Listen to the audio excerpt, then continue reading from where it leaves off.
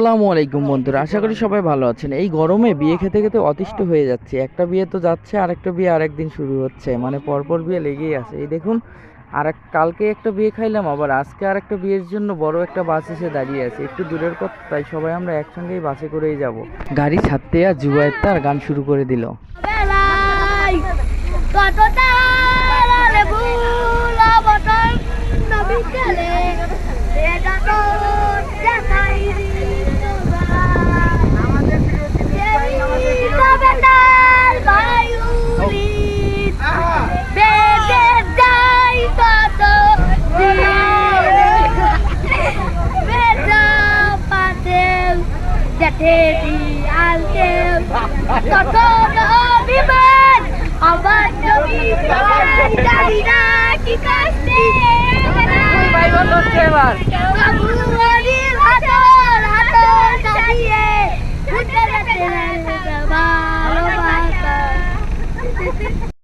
এইদিকে দিনও প্রায় শেষের দিকে, যেহেতু গরমের দিন এবং অনেক রোদ ছিল, যে কারণে আমরা দুপুরে না গিয়ে একদম বিকেলের শেষ প্রান্তে রওনা দিয়েছি। হয়তো যেতে যেতে আমাদের সন্ধ্যা পার হয়ে যাবে।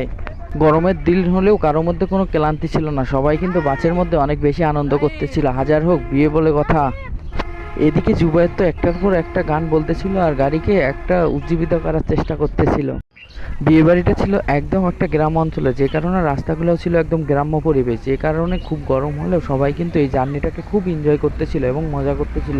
তারপরেও কারোর মধ্যে কোনো ক্লান্তি ছিল না। আপনারা দেখতেই পাচ্ছেন যে আসলে চারপাশটা সবগুলোই গাছপালা দিয়ে একদম ভরপুর। দিন শেষে এখন প্রায় সন্ধ্যা, আর আমাদের রাস্তাও প্রায় শেষের দিকে। আমরাও পৌঁছে গেছি সেই বিয়েবাড়ির একদম দ্বার প্রান্তে।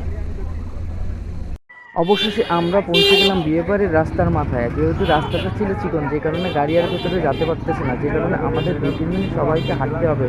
যদিও বা অনেক সময় গাড়িতে ছিলাম, তাই কিছু মনে হচ্ছে না। আর এদিকে সামিয়া তো গরমে ঘেমে একদম একাকার, তাই তাকে তার বাবা বাতাস করতেছে। আর জুবাহের তো একদম বসে পড়েছে ফ্যানের সামনে। সেও অনেক বেশি ক্লান্ত, কারণ সে কিন্তু গাড়িতে অনেক আনন্দ ফুর্তি করেছে আর গান গেয়েছে, যে কারণে তার ক্লান্ত হওয়াটা স্বাভাবিক।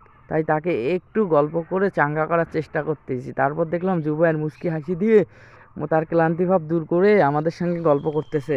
জার্নি শেষে ঘোরাঘুরি গল্প অনেকটা হলো, তো এবার আসলাম খাওয়া দাওয়ার পাড়া। যদিও এই গরমের মধ্যে খাওয়া দাওয়া তেমন আসলে কারোই কোনো রুচি ছিল না, তারপরে বিয়েবাড়ি বলে কথা, ভালো মন্দ খাওয়া একটু তো বেশি করে খেতেই হবে। কিন্তু আসলে যে পরিমাণ গরম পড়েছিল, কেউ আসলে সেভাবে খেতে পারেনি, কিন্তু সবাই সবার সেরাটা দেওয়ার চেষ্টা করেছিল। কিছু ভাই